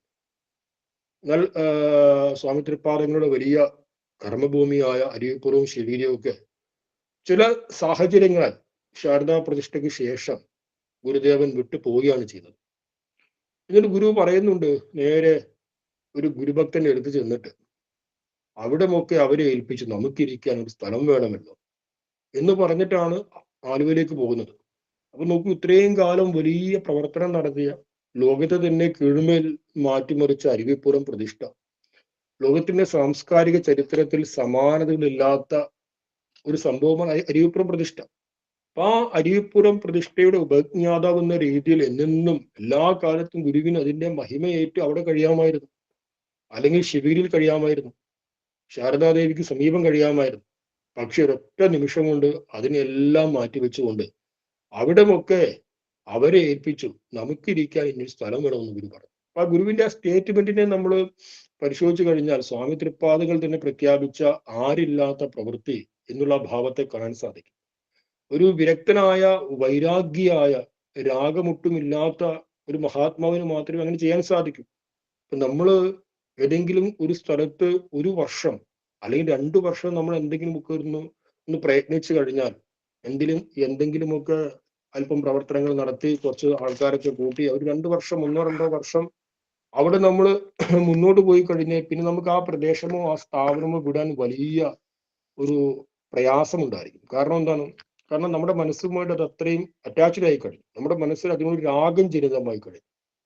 അത് ഏതൊരു സ്ഥലത്തും, നിങ്ങൾ ഏതൊരു ഓഫീസിലോ അല്ലെങ്കിൽ ഏതെങ്കിലും മറ്റു സ്ഥലങ്ങളിലോ, ജോലി സ്ഥലത്തോ, അല്ലെങ്കിൽ ഒരു സന്യാസി ഏതെങ്കിലും ഒരു ആശ്രമത്തിൽ 2 വർഷം നിന്നെങ്കിലോ, ആദ്യത്തെ 2 ദിവസം വലിയ പ്രയാസമായിരിക്കും. പിന്നെ ദിവസം കൂടുന്തോറും അതിനോട് ഒട്ടല് വരും. പിന്നീട് അവിടെ നിന്നും മാറാൻ നമുക്ക് വലിയ പ്രയാസമാണ്. ഇപ്പൊ വർഷങ്ങൾക്ക് മുമ്പേ നമ്മിൽ നിന്ന് അകന്നുപോയ ആളുകൾ, അവർ അകന്നുപോയി, എല്ലാം കഴിഞ്ഞു. പക്ഷെ എങ്കിലും നമ്മൾ അവരെ മനസ്സിൽ ഇപ്പോഴും പ്രതിഷ്ഠിക്കുന്നുണ്ട്. എന്തുകൊണ്ട്? നമുക്ക് അതിനെ പറിച്ചു മാറ്റാൻ കഴിയുന്നില്ല. അത് നമ്മുടെ മനസ്സിൽ ആഴത്തിൽ വേരുവില്ല. എന്തുകൊണ്ടാണത്? അത് വൈരാഗ്യം എന്ന് പറയുന്ന ആ സ്ഥിതിയിലേക്ക് നമുക്ക് ഉയരാൻ സാധിക്കാത്തത് കൊണ്ടാണ്. പക്ഷെ സ്വാമി തിരുപ്പാദകൾ നമുക്ക് തന്റെ ഘോരമായി എന്ന് പറഞ്ഞാൽ ലോകം മുഴുവനും അറിയപ്പെടുന്ന മഹാകർമ്മം ചെയ്ത സന്നിധിയെ പോലും ഒരു വേള ഗുരുദേവൻ ആ സന്നിധി അവരെയൊക്കെ ഏൽപ്പിച്ചു പോവുകയാണ്. അതിന്റെ പ്രസിദ്ധിയോ അതിന്റെ മഹിമയോ തനിക്ക് വേണ്ട എന്നുള്ള ആ ഉറച്ച തീരുമാനം എന്തുകൊണ്ട് വന്നു? സ്വാമി തൃപ്പാദങ്ങൾ വൈരാഗ്യമൂർത്തി ആയതുകൊണ്ട് മാത്രമാണ് വന്നത്. അല്ലെങ്കിൽ മറ്റൊരാൾക്കും സാധിക്കില്ല. കാരണം ഒരു സ്ഥാനത്ത് ഇരുന്നു കഴിഞ്ഞാൽ ആ സ്ഥാനം ഉപേക്ഷിക്കുക എന്ന് പറഞ്ഞാൽ വളരെ കഠിനമായ കാര്യമാണ്. പക്ഷെ ഏത് സ്ഥാനവും സ്വാമി തൃപ്പാദങ്ങളെ സംബന്ധിച്ച് തൻ്റെ കർമ്മത്തിന് വേണ്ടിയുള്ള ഉപാധി മാത്രമാണ്. അതിൻ്റെ അപ്പുറത്ത് ആ സ്ഥാനവിശേഷത്തോട് യാതൊരു മമത്വവും അവിടത്തേക്ക് ഉണ്ടായിരുന്നില്ല എന്നുള്ളത് ഗുരുവിന്റെ ജീവിതം അനുസന്ധാനം ചെയ്യുമ്പോൾ നമുക്ക് മനസ്സിലാക്കാൻ കഴിയും. അതുപോലെ തന്നെ പക്ഷപാതരഹിതത്വം എന്നുള്ളത് ഈ വൈരാഗ്യത്തിന്റെ വലിയൊരു ഗുണമാണ്. പക്ഷപാതരഹിതത്വം, നമ്മുടെ കാഴ്ചപ്പാടുകൾ, ആ കാഴ്ചപ്പാടുകളിൽ പക്ഷപാതം ഉണ്ടാകില്ല. എപ്പോഴും നമ്മുടെ കാഴ്ചപ്പാടുകൾ നമ്മൾ ഒന്നിനെ വിലയിരുത്തുന്നത് പക്ഷപാതത്തോടു കൂടിയായിരിക്കും. നമുക്ക് പലരും ഗുരുവിനെ കുറിച്ച് മനനം ചെയ്യുന്നുണ്ട്, ഗുരുവിന്റെ ക്ലാസ്സുകളൊക്കെ എടുക്കുന്നു. ഒരു വ്യക്തി ആ വ്യക്തിയുടെ രാഷ്ട്രീയമായിരിക്കുന്ന വിശ്വാസം എന്താണോ, ആ വ്യക്തിയുടെ മതപരമായിരിക്കുന്ന വിശ്വാസം എന്താണോ, ആ വ്യക്തിയുടെ കാഴ്ചപ്പാടുകൾ എന്താണോ, അതിനനുസരിച്ച് ആ വ്യക്തി ഗുരുവിന്റെ ദർശനത്തിൽ ഒരു കളറിങ് നടത്തും. നമ്മൾ നേരത്തെ പറഞ്ഞ രഞ്ജനാത് ഇതിരാഗ, അതായത് ഒരു കളറിങ് നടത്തും. ആ കളറിങ് നടത്തിയിട്ടാണ് അതിനെ വ്യാഖ്യാനിക്കുക. ഇപ്പൊ സപ്പോസ് ഒരു വ്യക്തിക്ക് കുഞ്ഞുനാൾ മുതലേ അല്ലെങ്കിൽ ചെറുപ്പത്തിലേ മുതൽ ഈശ്വര വിശ്വാസമൊന്നുമില്ലാത്ത ഏതെങ്കിലുമൊക്കെ ഒരു രാഷ്ട്രീയ പാർട്ടിയുമായി ബന്ധപ്പെട്ട് പ്രവർത്തിക്കാനുള്ള സാഹചര്യം ഉണ്ടായി. ആ രാഷ്ട്രീയ വിശ്വാസം ആ വ്യക്തിയിൽ രൂഢമൂലമായി എന്ന് കരുതുക. പക്ഷെ പിന്നീട് ആ വ്യക്തി പുസ്തകങ്ങളൊക്കെ വായിച്ച് ഗുരുവിൽ ആകൃഷ്ടനായി, ഗുരുവിന്റെ വഴിയെ വന്നു. ആ ശരി, വളരെ ഗംഭീരമായ ഒരു ആശയമാണല്ലോ ഗുരുവിന്റെ ദർശനം, ഇത് ലോകർക്ക് പറഞ്ഞു കൊടുക്കാം എന്ന് കരുതി ലോകർക്ക് പറഞ്ഞു കൊടുക്കാം. പക്ഷെ പറഞ്ഞു കൊടുക്കുമ്പോഴും അദ്ദേഹത്തിന്റെ ഉള്ളിൽ ആ പഴയ രാഷ്ട്രീയ വിശ്വാസം അവശേഷിപ്പിച്ച ആ നിരീശ്വരവാദത്തിന്റെ അല്ലെങ്കിൽ ആ കാഴ്ചപ്പാടിന്റെ രീതിയിലായിരിക്കും ഗുരുവിനെ അവതരിപ്പിക്കുക.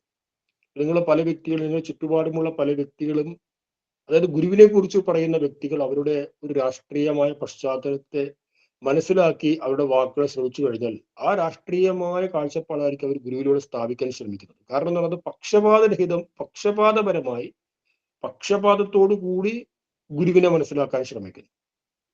അല്ലാതെ ഗുരു സ്വാമി തൃപ്പാദങ്ങൾ എന്താണോ പറഞ്ഞത് അത് ഗുരുവിന്റെ പക്ഷത്ത് നിന്നുകൊണ്ട് ചിന്തിക്കുന്നില്ല, മറിച്ച് തന്റെ പക്ഷം ഗുരുവിൽ കൽപ്പിക്കുകയാണ്, തന്റെ കാഴ്ചപ്പാട് ഗുരുവിന്റെ ഫിലോസഫിയിൽ കൽപ്പിക്കുകയാണ്. ഇനി ഒരു വ്യക്തി വളരെ വലിയ ഭക്തനാണെങ്കിൽ അവൻ സർവത്ര ഭക്തി മാത്രം ദർശിച്ച് ഗുരുവിനെ വ്യാഖ്യാനിക്കും. ഒരു വ്യക്തി ഒരു ബുദ്ധ ചിന്താഗതിക്കാരനാണെങ്കിൽ അവൻ ഗുരുവിനെ ബുദ്ധപക്ഷക്കാരനായി സ്ഥാപിക്കും. ഇപ്പൊ ഒരു വ്യക്തിയുടെ ഉള്ളിൽ, ഇപ്പൊ എനിക്ക് നേരിട്ട് അനുഭവമുള്ള, നേരിട്ട് പരിചയമുള്ള ഒരു വ്യക്തി, അദ്ദേഹം വലിയ രീതിയിൽ ഗുരുധർമ്മ പ്രഭാഷണം നടത്തുന്ന വ്യക്തിയാണ്. പക്ഷേ അദ്ദേഹം ഒരു ഇസ്ലാം മത വിശ്വാസിയാണ്, വളരെ നല്ലൊരു വ്യക്തിയാണ്, വളരെ നല്ല മികച്ച കഴിവുള്ള വളരെ സ്നേഹസമ്പന്നനായ ഒരു വ്യക്തിയാണ്, ഇസ്ലാം മത വിശ്വാസി. ഇസ്ലാം മത വിശ്വാസങ്ങളിൽ അടിയുറച്ച് ജീവിക്കുകയും ചെയ്യുന്നു. അതേസമയം ഗുരുവിനോട് വലിയ ബഹുമാനമാണ്. ഗുരുവിന്റെ ദർശനത്തെ എത്രയോ പ്രഭാഷണ വേദിയിൽ പ്രൗഢഗംഭീരമായി അവതരിപ്പിച്ചിട്ടുണ്ട്. അക്കാഡമിക്കായിട്ട് നല്ല വിദ്യ നേടിയ വ്യക്തിയാണ്. ഇസ്ലാമിക പാണ്ഡിത്യത്തിലും അതിൻ്റെതായ യോഗ്യതയുണ്ട്. അപ്പൊ ഒരിക്കല് ഒരു പ്രഭാഷണ വേദി ഞാനും ആ വ്യക്തിയും ഒരേ വേദിയിലുണ്ടായിരുന്നു. അപ്പൊ ആ വ്യക്തി പറഞ്ഞ് പല ഭാവങ്ങളും നമുക്ക് മനസ്സിലാക്കാൻ കഴിയുന്നത്, ഗുരുവിന്റെ ആ ഒരു ഫിലോസഫിയെ മാത്രം നമ്മൾ എടുത്താൽ മതി, മറിച്ച് ഗുരുവിനെ ആരാധിക്കുന്ന ഒരു തത്വം എന്ന് പറയുന്നത് അത് ഗുരുവിന് പോലും താല്പര്യമില്ലാത്തതാണ്. നിങ്ങൾ ഗുരുവിന്റെ ഫിലോസഫി സ്വീകരിക്കൂ, വിശ്വമാനവിക ദർശനത്തെ സ്വീകരിക്കൂ, ഏകത്വത്തെ ഏകത്വത്തെ ഉൾക്കൊള്ളൂ. പക്ഷേ എന്ന് കരുതി ഗുരുവിനെ ഒരു ദേവനെ പോലെ പ്രതിഷ്ഠിച്ച് ആരാധിക്കുന്നത് ഗുരുവിന്റെ ദർശനത്തിന് ഹിതമാണോ എന്ന് നമ്മൾ ചിന്തിക്കേണ്ടിയിരിക്കുന്നു എന്ന് അദ്ദേഹം പറയുകയുണ്ടായി. ഇത് വാസ്തവത്തിൽ അദ്ദേഹം പറയാൻ കാരണം എന്താണ്, അദ്ദേഹത്തിന്റെ ഉള്ളിൽ രൂഢമൂലമായ ഒരു വിശ്വാസമുണ്ട്. ആ വിശ്വാസം ഗുരുവിന്റെ ദർശനത്തിൽ മിക്സ് ചെയ്ത് ഗുരുവിനെ അവതരിപ്പിക്കും. എന്താണ് ആ വിശ്വാസം? വിഗ്രഹാരാധനക്കെതിരാണ്. വിഗ്രഹാരാധന ചെയ്യുക എന്നുള്ളത് ഇസ്ലാമിക വിശ്വാസത്തിൽ നിഷിദ്ധമാണ്. അപ്പൊ ഗുരുവിനെ എങ്ങനെയൊക്കെ പുകഴ്ത്തി പറഞ്ഞു കഴിഞ്ഞാലും അറിയാതെ ഗുരുവിനെ പല ഗുരുമന്ദിരങ്ങളിലും, ഒരുപാട് ഗുരുമന്ദിരങ്ങളിൽ ഗുരുദേവൻ മൂർത്തിയെ പോലെ വിരാജിക്കുന്നു, ആരാധിക്കുന്നു. അത് കാണുമ്പോൾ ഉള്ളിൽ അസ്വസ്ഥത. എന്തുകൊണ്ട് അസ്വസ്ഥത വരുന്നു?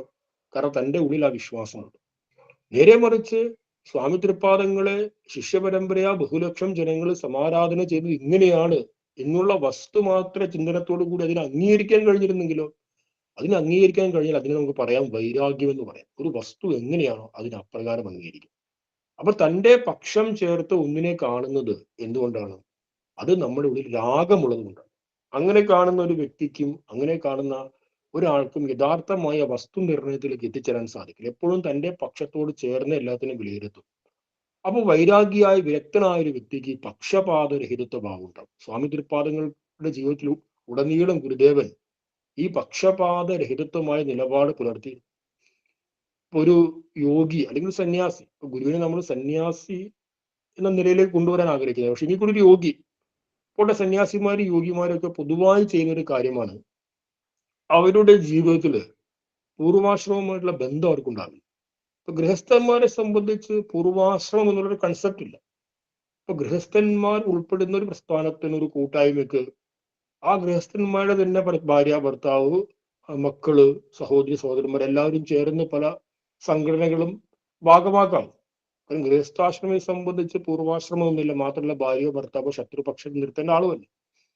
പക്ഷെ ഒരു സന്യാസിയോ ഒരു യോഗിയോ ഈ ലോകത്തെ ധർമ്മപ്രചരണാർത്ഥം എന്തെങ്കിലും ഒരു സംരംഭത്തെ, ഒരു സ്ഥാപനത്തെ, ഒരു മഠത്തെ, ഒരു പ്രസ്ഥാനത്തെ ആരംഭിക്കുകയാണെങ്കിൽ ആ പ്രസ്ഥാനത്തിൽ അത്യധികമായ പക്ഷപാതരഹിതമായ നിലപാട് പുലർത്തണം.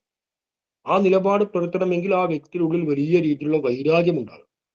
ഒരു സന്യാസി എന്തെങ്കിലും ഒരു ആശ്രമം ആരംഭിച്ചെന്ന് വരുന്നത്, സ്വാഭാവികമായിട്ട് സന്യാസി ലോകത്തിന്റെ സ്വന്തമാണ്, പബ്ലിക് പ്രോപ്പർട്ടിയാണ് സന്യാസി. അല്ലെങ്കിൽ സന്യാസിയുടെ പൂർവാശ്രമത്തിൽ അമ്മയ്ക്കും അച്ഛയ്ക്കും ബന്ധുക്കൾക്കും, അല്ലെങ്കിൽ സന്യാസി നിൽക്കുന്ന ആശ്രമത്തിന്റെ സ്വത്ത് എന്ന രീതിയിൽ മാത്രമേ, ഈ ലോകത്തിന് മുഴുവൻ സന്യാസി ആരാണ്? അവരുടെ സന്യാസിയാണ്. അങ്ങനെ ഒരു സന്യാസി ഒരു ആശ്രമം ആരംഭിക്കുന്നു. പക്ഷെ ആ സന്യാസിയോടുള്ള വലിയ വിശ്വാസമുണ്ട് സമൂഹത്തിന്. ആ വിശ്വാസത്തിന്റെ ആധാരത്തിൽ അവർ അദ്ദേഹത്തിന് ധനത്തെ സംഭാവന ചെയ്യുന്നു, പണം കൊടുക്കുന്നു, ദ്രവ്യങ്ങളെ കാഴ്ചവെക്കുന്നു. ആ പണം കൊണ്ട് അദ്ദേഹം ആശ്രമത്തിന്റെ വികാസം വളർത്തുന്നു. അങ്ങനെ ഒരുപാട് ഭക്തജനങ്ങൾ ആശ്രമത്തിൽ വന്നു, നല്ല രീതിയിൽ മുന്നോട്ട് പോകുന്നു. അങ്ങനെയാണ് ഇടയ്ക്ക് ആ സന്യാസിയുടെ മാതാപിതാക്കളും എല്ലാം കൊണ്ട് കയറി വരും. മാതാപിതാക്കൾ ഒന്നും പറയുന്നില്ല, ആരോടും പ്രത്യേകിച്ച് ഒന്നും പറയുകയോ അല്ലെങ്കിൽ പ്രത്യേകിച്ച് ആശ്രമത്തിൽ എന്തെങ്കിലും ഒന്ന് കാണിക്കുകയോ ഒന്നും ചെയ്യുന്നില്ല. തന്റെ മകന്റെ കൂടെ, അവരെ സംബന്ധിച്ച് മകൻ സന്യാസിയാണെങ്കിലും മകൻ തന്നെയാണ് അമ്മയെ സംബന്ധിച്ച്. ആ മകന്റെ കൂടെ കഴിയുന്നു, അച്ഛനുണ്ട് അമ്മയുണ്ട്, കഴിയുന്നു. അവിടെ എന്ത് സംഭവിക്കുന്നു? അവിടെ ഇത്രയും കാലം ആ ആശ്രമത്തിന് വേണ്ടി കഷ്ടപ്പെട്ട് പ്രവർത്തിച്ച എല്ലാവരും തന്നെ ഒരു ഘട്ടത്തിൽ ന്യൂട്രൽ ആകുന്നു. കാരണം ഈ മാതാപിതാക്കൾ ഇരിക്കുമ്പോൾ സ്വാഭാവികമായിട്ട് എല്ലാവർക്കും മേലെ ഈ മാതാപിതാക്കൾ വന്നു. അയ്യോ, സ്വാമിയുടെ അമ്മയാണ് കേട്ടോ, സ്വാമിയുടെ അച്ഛനാണ് കേട്ടോ. അപ്പൊ അത് ഫലത്തിൽ എന്ത് സംഭവിപ്പിക്കുന്നു? ഫലത്തിൽ മെല്ലെ മെല്ലെ ആ ആശ്രമത്തിന് നിയന്ത്രണം ബന്ധുക്കളിലേക്ക് പോകും. അപ്പൊ തങ്ങളുടെ സ്വന്തമാണെന്ന് വിശ്വസിച്ച, തങ്ങളുടെ സ്വന്തമാണ് എന്ന ആ സങ്കല്പം ഉണ്ടായിരുന്ന ആ സ്വാമിജി തങ്ങൾ കൊടുത്ത ദ്രവ്യവും ധനവും ഉപയോഗിച്ച് ആശ്രമത്തെ വളർത്തി വലുതാക്കിയപ്പോൾ അതിന്റെ നിയന്ത്രണവും കൺട്രോളും സ്വാമിജിയുടെ ബന്ധുക്കൾ ഏറ്റെടുത്തല്ലോ എന്നുള്ള സ്ഥിതി വരും. ഈ സ്ഥിതി വ്യാപകമായിട്ട് വന്നിട്ടുണ്ട്. എത്രയോ ആശ്രമങ്ങളിൽ നമ്മൾ തന്നെ നേരിട്ട് കണ്ടിട്ടുണ്ട്.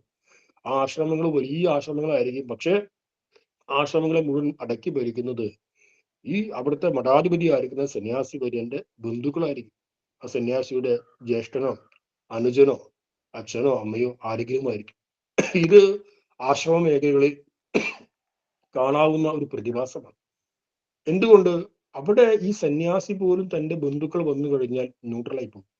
അവന് പോലും അതിനെ മറികടന്ന് പറയാനുള്ള ശക്തി ഉണ്ടാവില്ല. നോക്കൂ, നമുക്ക് വളരെ അറിയാവുന്ന, എല്ലാവർക്കും അറിയാവുന്ന വലിയ പ്രസിദ്ധമായ രമണാശ്രമം. രമണ മഹർഷിക്ക് ഒരുപാട് ശിഷ്യന്മാരുണ്ടായിരുന്നു. അവസാനം എന്ത് സംഭവിച്ചു? ആശ്രമം മുഴുവനായിട്ടും രമണ മഹർഷിയുടെ ബന്ധുക്കളിലേക്ക് പോയി. ലോക ഹിതത്തിനു വേണ്ടി സമർപ്പിക്കപ്പെട്ട ആ ഒരു ആശ്രമം തത്വത്തിൽ നമുക്ക് എല്ലാവർക്കും പോയി വരാമെങ്കിലും അതിന്റെ നിയന്ത്രണം പൂർണ്ണമായിട്ട് ബന്ധുജനങ്ങളാണ് ഏറ്റെടുത്തത്. ഇവിടെയാണ് സ്വാമി തൃപ്പാദങ്ങൾ വലിയൊരു മഹിമയെ നമ്മൾ മനസ്സിലാക്കുന്നത്. വളരെ ചെറിയ ദൃഷ്ടാന്തം, നമുക്ക് എല്ലാവർക്കും അറിയുന്ന സുപരിചിതമായ ദൃഷ്ടാന്തം. ആലുവ ആശ്രമത്തില് സ്വാമികളുടെ സഹോദരിമാർ വന്ന സമയത്ത്, അയ്യോ സ്വാമികളുടെ സഹോദരിമാരാണോ, സ്വാമികളുടെ സഹോദരിമാരാണല്ലോ എന്നുള്ള ഒരു ഭാവനയിൽ എല്ലാവരും വലിയ ഉപചാരങ്ങൾ കൊടുത്തു. തിരിച്ചു പോകുമ്പോൾ വണ്ടി കൂലിക്കുള്ള പണവും കൊടുത്തു. ഇതിനെ അറിഞ്ഞ സ്വാമികൾ അതികർശനമായി അതിനെ എതിർക്കുകയും മേലാൽ ആവർത്തിക്കരുത് എന്നുള്ള ശാസന കൊടുക്കുകയും ചെയ്തു. എന്തുകൊണ്ട് ചെയ്തു? കാരണം സ്വാമി തൃപ്പാദങ്ങളെ സംബന്ധിച്ച് പൂർവാശ്രമം എന്നൊന്നുമില്ല. ഗുരു ഈ ലോകത്തിന്റെ ഹിതത്തിന് വേണ്ടി അവതരിച്ച ഓരോരുത്തരുടെയും ഗുരുവാണ്. അതുകൊണ്ട് ഗുരുവിന്റെ ആ ഉറച്ച നിലപാടിൽ എന്ത് സംഭവിച്ചു? ഗുരുവിന്റെ പൂർവാശ്രമമേ അപ്രസക്തമായി പോയി. ഇന്ന് നമ്മൾ ഗുരുവിനെ കുറിച്ച് ചിന്തിക്കുമ്പോൾ നമുക്ക് നമ്മുടെ മനസ്സിൽ ഗുരു മാത്രമേ വരൂ. ആഴത്തിൽ പഠിക്കുമ്പോൾ മാതാപിതാക്കൾ വന്നേക്കാം, പക്ഷെ മറ്റാരും തന്നെ മനസ്സിലേക്ക് വരുന്നില്ല. സ്വാമി തൃപ്പാദങ്ങൾ സംസ്ഥാപനം ചെയ്ത മഹാപ്രസ്ഥാനങ്ങളിൽ പൂർവാശ്രമ ബന്ധുക്കൾ എന്ന് പറഞ്ഞ ആരും തന്നെയില്ല. എന്തുകൊണ്ടില്ല? സ്വാമി തൃപ്പാദങ്ങളുടെ ആ ഉറച്ച നിലപാട്, പക്ഷപാതരഹിതത്വമായ ആ ഉറച്ച നിലപാട്. അതെന്തുകൊണ്ട് വന്നു? അതാണ് വൈരാഗ്യം, വിഗതരാഗം. ആ വൈരാഗ്യ സ്ഥിതി കൊണ്ട് തന്റെ ജീവിതത്തിൽ ഏതെങ്കിലും ഒരു നിലപാടിനെടുക്കുമ്പോൾ ആ നിലപാടുകളിൽ യാതൊരു പക്ഷപാതവും ഗുരുദേവൻ കാണിച്ചിരുന്നു. ഇനി സ്വാമി തൃപാദങ്ങൾ അവതരിപ്പിച്ച ദർശനമുണ്ട്, വിശ്വോത്തരമായ ഒരു ദർശനം. ആ ദർശനത്തിൽ പോലും ഗുരുദേവൻ പക്ഷപാതം കാണിച്ചില്ല. ഗുരുദേവൻ ഏതെങ്കിലും ഒരു പക്ഷത്തെ സമർത്ഥിക്കുന്നു എന്ന് കരുതുമ്പോൾ ഉടനെ ആ പക്ഷത്തെ ഖണ്ഡിക്കുന്നതായിട്ട് നമുക്ക് മനസ്സിലാക്കാൻ സാധിക്കും. ഒരു ജാതി, ഒരു മതം, ഒരു ദൈവം എന്നുള്ള ഏകത്വം പറഞ്ഞു. ഉടനെ പറഞ്ഞു ഒരു മതമാകുമതിന് ഉറപ്പതെല്ലാവരും ഇതുപാധികൾ ആരും ഓർക്കുവില്ല എന്നും പറഞ്ഞു. അത് ഒരു മതം എന്നുള്ള ആശയത്തെ ഒരു വശത്ത് ഗുരുദേവൻ പ്രഖ്യാപിക്കുന്നു, അതേ ആശയത്തെ മറുവശത്ത് നിഷേധിക്കുകയും ചെയ്തു. എങ്ങനെ നിഷേധിക്കുന്നു? ഒരു മതമാക്കാൻ വേണ്ടി പ്രവർത്തിക്കുന്ന എല്ലാവരും ഈശ്വരനെ അറിയാത്ത ആൾക്കാരാണ് എന്ന് പറയുന്നു. അവർ പണ്ഡിതന്മാരില്ല എന്ന് പറയുന്നു. അപ്പൊ നേരത്തെ ഒരു മതം എന്ന് പറഞ്ഞത്, അപ്പൊ ആ ഒരു മതം എന്ന് പറയുന്ന ആ മതസ്ഥാപനം ചെയ്യുന്നുണ്ടെങ്കിലും അപ്പുറത്ത് ആ മതസ്ഥാപനത്തെ മറ്റൊരു ദൃഷ്ടികോണിൽ നിന്ന് ഗുരുദേവൻ അതിനെ ലംഘിക്കുകയും ചെയ്യുന്നു. ഇത് ഏതെങ്കിലും ഒരു പക്ഷത്തിൽ ഉറച്ചു നിൽക്കാം എന്നുള്ള നമ്മുടെ ഉള്ളിലെ രാഗമുണ്ട്. നമുക്ക് ഏതെങ്കിലും വിശ്വാസം വന്നുകഴിഞ്ഞാൽ ആ വിശ്വാസത്തിൽ നമ്മൾ ആ പക്ഷത്തെ വല്ലാതായിട്ട് മുറുകെ പിടിക്കും. അപ്പൊ അങ്ങനെയില്ല, എല്ലാ പക്ഷത്തിലും ശരികളുണ്ട് എന്ന് കാണിക്കാൻ വേണ്ടി ഗുരുവിന്റെ ആശയ പ്രഖ്യാപനത്തിൽ പോലും നമുക്ക് ഈ വൈരാഗ്യത്തെ, വീതരാഗത്തെ കാണാൻ സാധിക്കും. അതുപോലെ ശങ്കരന്റെ അദ്വൈതം, ശങ്കരാചാര്യ സ്വാമികൾ അദ്വൈതത്തിന്റെ വലിയൊരു ഉപജ്ഞാതാവായിട്ട് ലോകര് മാനിക്കുന്നു. അപ്പൊ സ്വാമി തൃപ്പാദങ്ങൾ ഇതിനകത്ത് പ്രഖ്യാപിക്കുകയും ചെയ്തിട്ടുണ്ട്, തത്വത്തിൽ നാം ശങ്കരനെ പിന്തുടരുന്നു. നമുക്ക് ശങ്കരാചാര്യ സ്വാമികളുടെ അദ്വൈതവും ശ്രീനാരായണ ഗുരുവിന്റെ അദ്വൈതം തമ്മിൽ എന്താണ് ഭേദം? പല പണ്ഡിതന്മാരും പലപ്പോഴും പ്രബന്ധങ്ങളും അല്ലെങ്കിൽ ഘോരഘോരമായ ചർച്ചകളും നടത്തിയ വിഷയമാണ്. എന്താണ് ഭേദം? യാതൊരു ഭേദവും.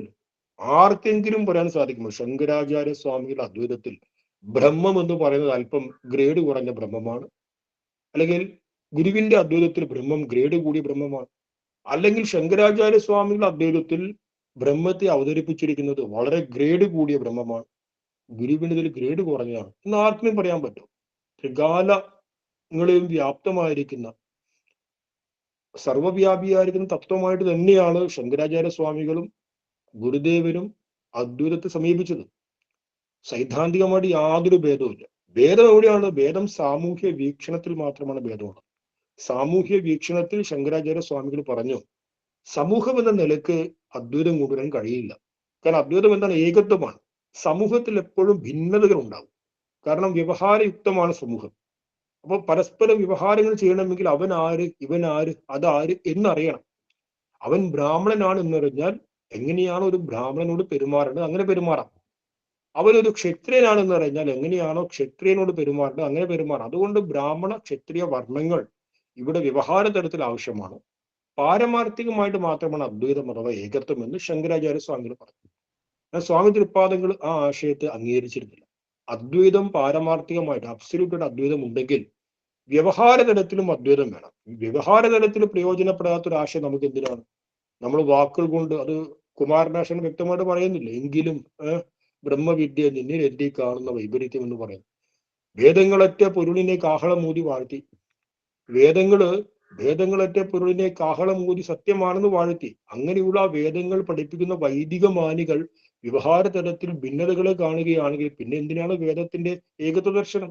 ഒരു ദർശനം, ഒരു സിദ്ധാന്തം നമ്മുടെ വ്യാവഹാരിക ജീവിതത്തിൽ, പ്രായോഗിക ജീവിതത്തിൽ അത് പ്രയോജനപ്പെടണം.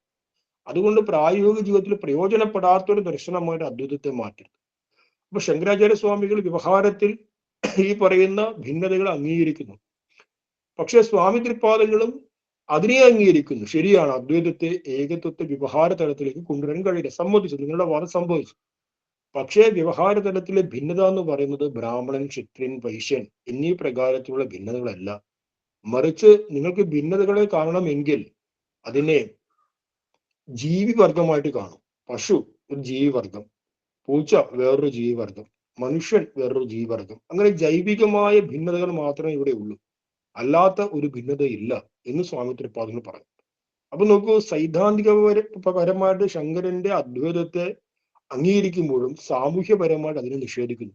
അയ്യോ, ശങ്കരാചാര്യ സ്വാമികൾ പറഞ്ഞ അദ്വൈതമല്ലേ, പരിപൂർണമായും ശരിയാണ് എന്ന് കരുതി സാമൂഹ്യമായ വീക്ഷണത്തിന് ഗുരു അതിനെ പിന്തുടർന്നിട്ടില്ല. തത്വത്തിൽ നാം ശങ്കരനെ അംഗീകരിക്കുന്നു, തത്വത്തിൽ നാം ശങ്കരനെ പിന്തുടരുന്നു, പക്ഷെ ജാതിയുടെ കാര്യത്തിൽ ശങ്കരന് തെറ്റി എന്ന് പറയും. എന്തുകൊണ്ട് പറയാൻ സാധിച്ചു? അത് പറയാൻ സാധിച്ചത് ഈ വീതരാഗസ്ഥിതനായത് കൊണ്ടാണ്. ഏതെങ്കിലും ഒരു പക്ഷത്തിൽ ചേർന്ന് മാത്രം ഒന്നിനെ കാണാൻ ഉള്ള ആ ഒരു, ഏതെങ്കിലും ഒരു പക്ഷത്തിന്റെ ഭാഗമായി നിന്നുകൊണ്ട് മാത്രം ചിന്തിക്കാതെ എല്ലാ പക്ഷങ്ങളിലുമുള്ള സത്യത്തെ അനുസന്ധാനം ചെയ്യുന്നതുകൊണ്ടാണ് എല്ലാ പക്ഷങ്ങളെയും ഗുരുവിന് കാണാൻ സാധിക്കുന്നത്.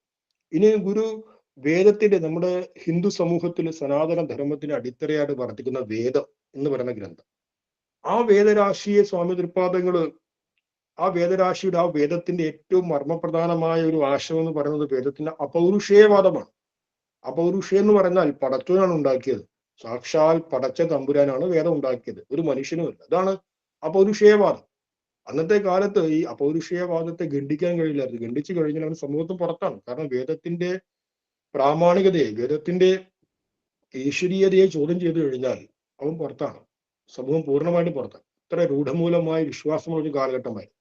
വേദത്തിന്റെ അപൗരുഷേയമായ വാദത്തെ ഗുരുദേവൻ അംഗീകരിച്ചില്ല. ഗുരുദേവൻ പറഞ്ഞു അപൗരുഷേയം എന്ന് പറഞ്ഞാൽ ഒരു പുരുഷനാൽ, ഒരു മനുഷ്യനാൽ എഴുതപ്പെടാത്തതെന്ന് പറയുമ്പോൾ അത് എഴുതിയ ആളുകൾ ആരും നമുക്ക് അറിയില്ല എന്ന് മാത്രമേ ഉള്ളൂ ഗുരു പറഞ്ഞു. അങ്ങനെ വേദത്തിന്റെ ഒരു മർമ്മപ്രധാനമായ അപൗരുഷേയവാദത്തെയും അതുപോലെ വേദം ഉദ്ഘോഷിച്ച വളരെ പ്രധാനമായ സാമൂഹ്യ വീക്ഷണമായ ചാതുർവർണ്ണത്തെയും ഗുരുദേവൻ ഒരു നിലക്കും സ്വീകരിച്ചിരുന്നില്ല. എന്നതുകൊണ്ട് ഗുരുദേവൻ വേദത്തെ പൂർണ്ണമായും തള്ളിക്കളഞ്ഞില്ല. അരുമറ നാലും ഒരിക്കൽ ഓതി മുന്നം കരിമുകിൽ വർണ്ണന് പങ്കു ചെയ്തു നൽകി പരമതു വള്ളുവർ നാവിലും മൊഴിഞ്ഞ പരിമള ഭാരതി കാത്തുകൊള്ളുക നിത്യമെന്ന് ഗുരു പറയുന്നു. അരുമറ നാലും ഒരിക്കൽ ഓതി മുന്നം. എങ്ങനെയാണോ വേദവ്യാസന് ആ വേദമാകുന്ന അറിവ് കൊടുത്തത്, അതേ പരിമള ഭാരതി ഇവിടെയും നമ്മുടെ വള്ളുവരുടെ നാവിലും ആ വേദവാക്യങ്ങൾ കൊടുത്തു. അവിടെ വേദത്തെ പൂർണ്ണമായിട്ട് ഗുരു അംഗീകരിക്കുന്നു. അപ്പൊ വേദം ഉദ്ഘോഷിച്ച ആ പരമമായ സത്യദർശനത്തെ അംഗീകരിക്കുന്ന സമയത്തും വേദം പറഞ്ഞ സാമൂഹ്യ വീക്ഷണത്തെ എതിർത്തു. അത് എന്തുകൊണ്ട് സാധിച്ചു? അത് വീതരാഗസ്ഥനായതുകൊണ്ടാണ്. ഒരു പക്ഷം, അത് വേദം പരമപ്രമാണമാണ്, അതുകൊണ്ട് അതിന് എല്ലാറ്റിലെയും പരമപ്രമാണമാണ് എന്ന് ഗുരു കരുതുന്നില്ല. സ്വീകരിക്കേണ്ടതിന് സ്വീകരിച്ചു, തിരസ്കരിക്കേണ്ടതിനെ പൂർണ്ണമായും തിരസ്കരിച്ചു. ഇനി നമുക്ക് സ്വാമി തൃപ്പാദങ്ങള് സംസ്ഥാപനം ചെയ്ത രണ്ട് സംഘടനകൾ, ആ രണ്ട് സംഘടനകളുടെയും സ്വഭാവം എന്ന് പറയുന്നത് ധർമ്മപ്രചരണമാണ്. ശ്രീനാരായണ ധർമ്മ പരിപാലന യോഗമാകട്ടെ, ശ്രീനാരായണ ധർമ്മസംഘമാകട്ടെ, രണ്ടിന്റെയും ഉദ്ദേശം ഗുരുധർമ്മത്തെ സമൂഹത്തിൽ എന്നെന്നും പ്രചരിപ്പിക്കുക എന്നതാണ്. പക്ഷെ ഒന്ന് ഗൃഹസ്ഥാശ്രമികൾക്ക് വേണ്ടി, ഗൃഹസ്ഥാശ്രമികൾ ഒന്നിനെ നയിക്കുന്നു, ഗൃഹസ്ഥന്മാരുടെ വലിയൊരു കൂട്ടായ്മ. അതേസമയം സന്യാസിമാർ ഒന്നിനെ നയിക്കുന്നു, സന്യാസിമാരുടെ കൂട്ടായ്മ. ഈ രണ്ട് സംഘങ്ങളെയും ഗുരുദേവൻ സംസ്ഥാപനം ചെയ്തു. ഇപ്പൊ ഗുരുവിന് ഏതെങ്കിലും ഒന്നിനെ മാത്രം സംസ്ഥാപനം ചെയ്താൽ പോലെ, SNDP മാത്രം മതി, അല്ലെങ്കിൽ സന്യാസിമാർ എനിക്ക് ഏറ്റവും പ്രിയപ്പെട്ടത്, സന്യാസിമാർ മാത്രം മതി എന്ന് പറഞ്ഞാൽ പോരാ. സമൂഹത്തിന് രണ്ട് വ്യത്യസ്തമായ രണ്ട് ഭാവങ്ങളെയും ഗുരുദേവൻ ഉൾക്കൊണ്ടു. സന്യാസത്തെയും ഉൾക്കൊണ്ടു, അതേസമയം ഗൃഹസ്ഥാശ്രമത്തെ ഉൾക്കൊണ്ടു. അപ്പൊ രണ്ടിന്റെയും അഭിവൃദ്ധിക്ക് വേണ്ടി മഹാസംസ്ഥാനങ്ങളെ സ്വാമി തൃപ്പാദങ്ങൾ സംസ്ഥാപനം ചെയ്തു. എന്തുകൊണ്ട് ചെയ്തു? നമ്മൾ കേട്ടിട്ടുണ്ടോ, ശങ്കരാചാര്യ സ്വാമികള് ദശനാമി സമ്പ്രദായം എന്ന പേരിൽ സന്യാസ സംഘത്തെ ഉണ്ടാക്കിയിട്ടുണ്ട് ശങ്കരാചാര്യ സ്വാമികൾ. ബുദ്ധ ഭഗവാൻ ഭിക്ഷു സംഘം എന്ന പേരിൽ സന്യാസത്തെ ഉണ്ടാക്കിയിട്ടുണ്ട്. പിന്നെ ഭാരതത്തിലെ പല യോഗികളും യോഗിവര്യന്മാരും സന്യാസ സംഘത്തെ ഉണ്ടാക്കിയിട്ടുണ്ട്. പക്ഷേ ഗൃഹസ്ഥാശ്രമികൾക്ക് വേണ്ടി ഗൃഹസ്ഥാശ്രമ സംഘത്തെ ഉണ്ടാക്കിയ സന്യാസി വരുന്നുണ്ട് ഇല്ല. അത് ഗുരു മാത്രമാണ്. എന്തുകൊണ്ട് ഗുരുവിന് കഴിഞ്ഞു? കാരണം ഒരു പക്ഷത്തിൽ ഉറച്ചു നിൽക്കാതെ സമൂഹത്തിന്റെ സർവ്വതോന്മുഖമായ വികാസത്തിന് എല്ലാ പക്ഷവും അനിവാര്യമാണെന്നുള്ള ഗുരുവിന് ഉത്തമ ബോധ്യമാണ്. ആ ബോധ്യം വരാൻ കാരണം എന്താണ്? നേരത്തെ നമ്മൾ പറഞ്ഞ പക്ഷപാതരഹിതത്വം.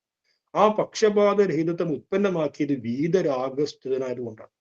രാഗമില്ലാത്ത അവസ്ഥ. രാഗമുണ്ടെങ്കിൽ എൻ്റെ ഏറ്റവും അടുത്ത പ്രിയപ്പെട്ട ശിഷ്യന്മാർ സന്യാസിമാരാണ്. അതുകൊണ്ട് സന്യാസിമാർക്ക് വേണ്ടി മാത്രമാകട്ടെ എന്റെ പ്രസ്ഥാനം എന്ന് കരുതുമായിരുന്നു. അങ്ങനെ കരുതിയിട്ടില്ല. എല്ലാവർക്കും, സമൂഹത്തിലെ എല്ലാവർക്കും, ഒരു ഭക്തന് ഭക്തിക്ക് വേണ്ടി വികസിക്കാൻ ഉതകുന്ന പ്രസ്ഥാനങ്ങള്, കാഴ്ചപ്പാടുകള്, ഒരു ജ്ഞാനിക്ക് ജ്ഞാനിയുടേതായ തലത്തിൽ വരാനാവശ്യമായ പാതകള്, ഒരു സമുദായ പ്രവർത്തകർ അങ്ങനെ മുന്നോട്ട് പോകാനുള്ള പാതകൾ എല്ലാം ഗുരുദേവൻ ഒരുക്കി തന്നു. എന്തുകൊണ്ട് ഒരുക്കി തന്നു? വീതരാഗസ്ഥനായതുകൊണ്ട്. ഇനി നമ്മുടെ എല്ലാവരുടെയും അറ്റാച്ച്മെന്റ് ഏറ്റവും കൂടുതൽ ഉള്ളത് ശരീര മനോബുദ്ധി ഇന്ദ്രിയങ്ങളുമായിട്ടാണ്. നമ്മുടെ ശരീരം, നമ്മുടെ മനസ്സ്, നമ്മുടെ ഇന്ദ്രിയങ്ങൾ, നമ്മുടെ ബുദ്ധി, ഇവയോട് നമുക്ക് വളരെ തീവ്രമായ അറ്റാച്ച്മെന്റ് ആയിരിക്കും. അതിനുശേഷമാണ് നമുക്ക് മറ്റൊന്നിനോട് അറ്റാച്ച്മെന്റ് ഉണ്ടാകും. നമുക്ക് ശരീരത്തോട് എത്രമാത്രം, ശരീരത്തിന്റെ വളരെ ചെറിയതായ ഒരു വികലത അല്ലെങ്കിൽ ചെറുതായ ഒരു അസ്വസ്ഥത പോലും നമ്മെ എത്രമാത്രം ദുഃഖിപ്പിക്കുന്നു. അത് ആ ശരീരത്തിന്റെ അസ്വസ്ഥത എനിക്ക് വേദന നൽകുന്നു എന്നതിലുപരി ഈ അസ്വസ്ഥതയെ മറ്റുള്ളവർ കണ്ടു കഴിഞ്ഞാൽ എന്തായിരിക്കും എന്നുള്ള അപമാന ചിന്തയും നമ്മൾ വേദനിപ്പിക്കും. കാരണം എന്താണ്? ഇതെന്റെ ഉപാധിയാണ്, ഇത് എന്റെ സ്വന്തമാണെന്നുള്ള തീവ്രമായ അറ്റാച്ച്മെന്റ് എല്ലാവർക്കും. ഇപ്പൊ സ്വാമി തൃപ്പാദങ്ങളിൽ ആ കഠിനമായ തപശ്ചര്യ, ആ തപശ്ചര്യ എന്ന് മനസ്സിലാക്കാൻ സ്വാമി തൃപ്പാദങ്ങൾ വൈരാഗ്യമൂർത്തിയാണ്. കാരണം ശരീരത്തോട് സ്നേഹമുള്ള ഒരു വ്യക്തിക്ക് 4 ദിവസം കാട്ടിലിരിക്കാൻ പറ്റില്ല. ഇപ്പൊ ഞാൻ കഴിഞ്ഞ ഒരു ക്ലാസ്സിൽ സത്വഗുണത്തെ കുറിച്ച് വർണ്ണിക്കുന്ന വേളയിൽ ഈ ഒരു ഭാവത്തെ, ഈ ഒരു ആശയത്തെ പറഞ്ഞിട്ടുണ്ട്. ഗുരുവിനെ തീവ്രമായ തപസ്സുമായി ബന്ധപ്പെടുത്തിയിട്ട്. കാരണം ഒരു വ്യക്തി, ഇപ്പൊ ഞാൻ അന്നൊരു ദൃഷ്ടാന്തം പറഞ്ഞു, എൻ്റെ ഒരു സുഹൃത്ത്, ആ സുഹൃത്ത് മൂകാംബികയിലെ കുടജാദ്രിയിൽ ഒരു 10 ദിവസം വലിയ രീതിയിൽ ഏകാന്തമായി താമസിക്കാമെന്ന് കരുതി ആ 10 ദിവസത്തേക്കുള്ള സാധന സാമഗ്രികളും ഭക്ഷണമൊക്കെ ഉണ്ടാക്കാനുള്ള പാത്രങ്ങളൊക്കെ വലിയ ഭാണ്ഡം ചുമന്ന് കുടയാദ്രി മല കയറി ചിത്രമൂലയിൽ വലിഞ്ഞു കയറി ആ ചിത്രമൂലയിൽ താമസം ആരംഭിച്ചു. അങ്ങനെ താമസം ആരംഭിച്ച് അരമണിക്കൂർ കൊണ്ട് തന്നെ ആ വ്യക്തി എല്ലാ പാത്രങ്ങളും ഭാണ്ഡങ്ങളും വീണ്ടും കൂട്ടിക്കെട്ടി തിരിച്ചു പോയി. അതിന് 10 ദിവസത്തേക്ക് വരാൻ വേണ്ടി കൽപ്പിച്ച വ്യക്തിയാണ്. പക്ഷെ വെറും അരമണിക്കൂർ കൊണ്ട് പോയി. എന്തുകൊണ്ട് പോയി? അന്നത്തെ ക്ലാസ്സിൽ പങ്കെടുത്ത ആൾക്കാർക്ക് ഞാൻ പറഞ്ഞ ആ ദൃഷ്ടാന്തം മനസ്സിലാക്കും. കാരണം ആ പുള്ളിക്കാരൻ ഇരിക്കുമ്പോൾ പാത്രങ്ങളൊക്കെ സൈഡിൽ വെച്ചിരുന്നു, അലൂമിനിയം പാത്രങ്ങൾ. അപ്പൊ ആ അലൂമിനിയം പാത്രങ്ങൾ ഇങ്ങനെ ഇളകുക, ടക്കടക്കിങ്ങനെ ഇളകുക. നോക്കുമ്പോൾ ഉഗ്ര ഒരു പാമ്പ് ഇങ്ങനെ അഴിഞ്ഞു പോകും. പാമ്പിനെ കണ്ട ഉടനെ 10 ദിവസത്തേക്കുള്ള തപസ്സും ഒക്കെ മറന്ന് നേരെ തിരിച്ച് വീട്ടിലേക്ക് പോയി. പണ്ടൊരാൾ ആത്മഹത്യ ചെയ്യാൻ വേണ്ടിയിട്ട് തൂങ്ങി മരിക്കാൻ വേണ്ടി കാട്ടിലേക്ക് പോയി. തൂങ്ങി മരിക്കാൻ വേണ്ടി കാട്ടിലേക്ക് പോയി വലിയൊരു വൃക്ഷം കണ്ടെത്തി കയറൊക്കെ കെട്ടി തൂങ്ങി മരിക്കാൻ നേരത്ത് താഴെ കൂട്ടി പാമ്പ് പോകുന്നു. പേടിച്ച് തിരിച്ചുപോയി. എന്നാലോചിച്ച് നോക്കുക, ആത്മഹത്യ ചെയ്യാൻ പോയ ആള് പാമ്പിനെ കണ്ട് തിരിച്ചു പോയി. അതെന്തുകൊണ്ട്? കാരണം നമ്മൾ എന്ത് പറഞ്ഞു കഴിഞ്ഞാൽ അവസാന നിമിഷം വരെ നമ്മൾ നമ്മുടെ ശരീരത്തെ രക്ഷപ്പെടുത്താൻ ശ്രമിക്കും. കാരണം അത്രത്തോളം അറ്റാച്ച്മെന്റ് ഇതിനോടുണ്ട്. ഇപ്പൊ സ്വാമി തൃപ്പാദങ്ങളുടെ ആ തീവ്രമായ ഉഗ്രമായ തപസ്സിനെ വിലയിരുത്തിയാൽ ശരീര, മനസ്സ്, ബുദ്ധി, ഇന്ദ്രിയങ്ങളുമായി ഒരു വിധത്തിലുള്ള ബന്ധവും ആന്തരികമായിട്ട് സ്വാമി തൃപ്പാദങ്ങൾക്ക് ഉണ്ടായിരുന്നില്ല. അതെന്തുകൊണ്ടാണ്? അത് സ്വാമി തൃപ്പാദങ്ങളുടെ ഉന്നതമായ വൈരാഗ്യ സ്ഥിതി കൊണ്ടാണ്. അങ്ങനെയുള്ള ഒരു മഹാത്മാവിന് മാത്രമേ മരുത്വാമല, കൊടിതൂക്കിമല പോലുള്ള ഉഗ്രമായ വനങ്ങളില് തപസ് ചെയ്യാൻ സാധിക്കും. ശരീരത്തോട് പ്രേമമുണ്ടെങ്കിൽ ശരീരം അരമണിക്കൂർ ക്ഷീണാവസ്ഥയിലായി കഴിഞ്ഞാൽ തപസ് മതിയാക്കി താഴേക്ക് നമ്മൾ ഇറങ്ങി വരും. അത് വൈരാഗ്യമൂർത്തിയായത് കാരണം സ്വാമി തൃപ്പാദങ്ങൾക്ക് തീവ്രമായ തപസ്സിന് ദീർഘകാലം ഏർപ്പെടാൻ സാധിച്ചു. അപ്പൊ ഞാനത് ഗുരുവിന്റെ ജീവിതത്തിലെ വളരെ ചെറിയ സന്ദർഭങ്ങളെ ജസ്റ്റ് ഒന്ന് ചൂണ്ടിക്കാണിച്ചെന്ന് മാത്രമേ ഉള്ളൂ. നിങ്ങൾ ഓരോരുത്തരും ഗുരുവിന്റെ കൃതികൾ ആഴത്തിൽ പഠിക്കുന്നവരാണ്. ഗുരുവിന്റെ ജീവിതത്തെ ആഴത്തിൽ അനുസന്ധാനം ചെയ്യുമ്പോൾ ഇങ്ങനെയുള്ള ആ വൈരാഗ്യമൂർത്തിയാണ് ഗുരു എന്നുള്ള ആ വലിയ ആശയം നമ്മുടെ ഉള്ളിൽ ഉറപ്പിക്കുന്ന ഒരുപാട് ജീവിത സന്ദർഭങ്ങൾ ഗുരുവിന്റെ ജീവിതത്തിൽ കാണാൻ സാധിക്കും. അപ്പൊ വീതരാഗ ഭയക്രോധ ശോക മോഹ മാനസായ എന്നുള്ളതിനെ 5 ചെറിയ വാചകങ്ങളായിട്ട് നമ്മൾ എഴുതിയിട്ടുണ്ട് മനനത്തിന് വേണ്ടിയിട്ട്. വീതരാഗം, വീതഭയം, വീതക്രോധം, വീതശോകം, വീതമോഹം. അവയിൽ വീതരാഗം എന്നതിനെ മാത്രമാണ് ചെറുതായ രീതിയിൽ ഇന്ന് നമ്മൾ വിചാരം ചെയ്തത്. അടുത്ത ക്ലാസ്സിൽ ഇതേ നാമത്തിലെ തുടർന്നുള്ള പദങ്ങൾ വിചാരം ചെയ്യാം. ഇപ്പോൾ ഇത്രയും മാത്രം പറഞ്ഞുകൊണ്ട് ഉപസംഹരിക്കുന്നു. ഇനി ഈ വിഷയവുമായിട്ട് ബന്ധപ്പെട്ട് എന്തെങ്കിലും ചോദിക്കുകയാണെങ്കിൽ ചോദിക്കാം.